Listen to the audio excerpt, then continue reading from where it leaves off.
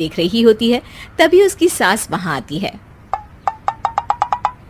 अरे सीरियल में तो ऐसे मग्न है जैसे आज रात का खाना पड़ोसी आकर बनाएंगे। नहीं नहीं था, आपने अपने बेटे की शादी पड़ोस में भी की हुई है। हैं? मतलब? मतलब इस घर में सारा काम बहू ही करती है, आप तो सिर्फ खर्राटे मारती हैं। अच्छा जी, फिलहाल तो तुम आराम फरमा रही हो, चलो जाओ, ये मेरे टीवी देखने का समय है। ये मुझे भगाया जा रहा है। सॉरी, अब तो बिल्कुल नहीं जाऊंगी। प्राची की इस बात पर दोनों सास बहू के बीच टीवी रिमोट के पीछे बच्चों जैसे छीना झपटी शुरू हो जाती है, जिसके बीच श्लोक भी काम से घर वापस आ जाता है।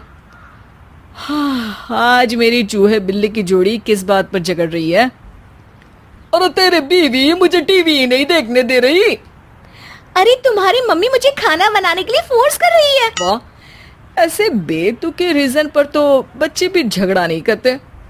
अरे मुझे कुछ मत बोल, सब इसने ही शुरू किया है। हाँ हाँ, जैसे आप तो बहुत दूध की धूली है ना। अरे बस, दोनों चुप।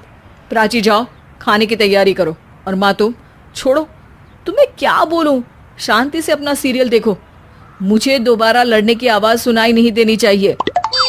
ऐसा बोलकर श्लोक वहां से चला जाता है, जिसके पीछे पीछे प्राची भी कुछ न कुछ बड़बड़ाते हुए रसोई में चली जाती है। हाँ हाँ, सासू जी को तो कुछ बोलेंगे ही नहीं, बस मुझ पर ही हुक्म चलता है, खाना बनाओ, जैसे मैं इनके घर में खाना बनाने के लिए आई हूँ।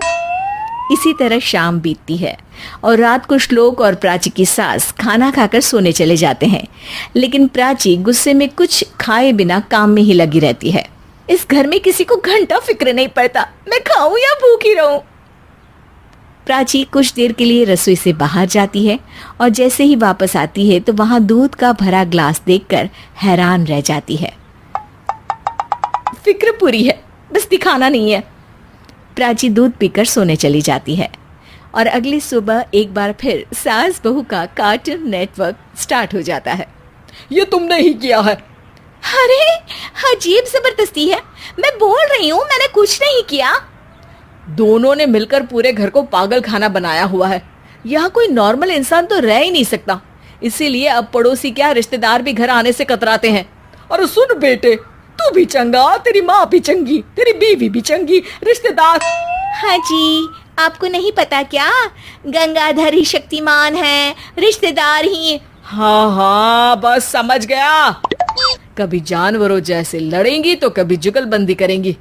भाई मैं आप दोनों के बीच में नहीं फंसना चाहता।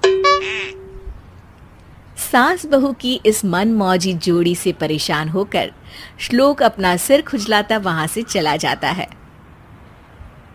चलो अब मैं भी कीर्तन में जा रही हूँ।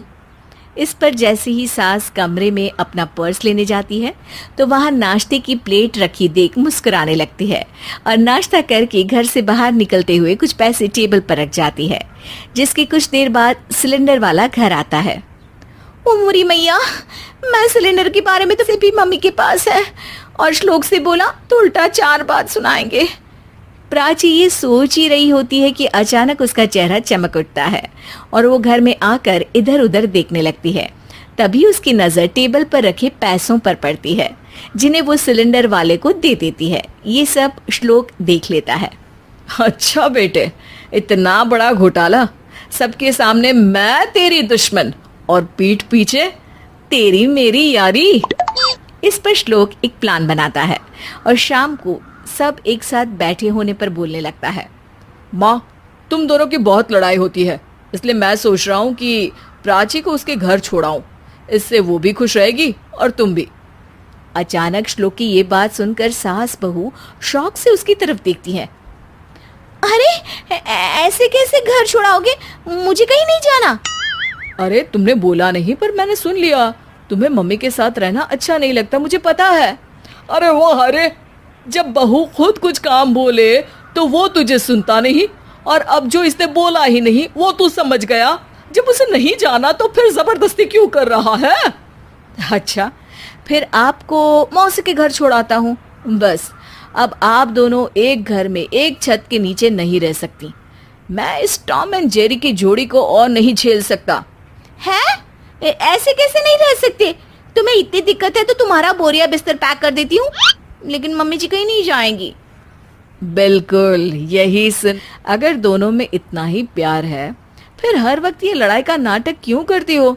देखा मैंने कैसे माँ किचन में दूध रखती है और तुम उनके लिए कमरे में नाश्ता रखती हो, और कैसे वो पहले ही तुम्हारी दिक्कत समझकर घर में पैसे रखकर बाहर जाती है।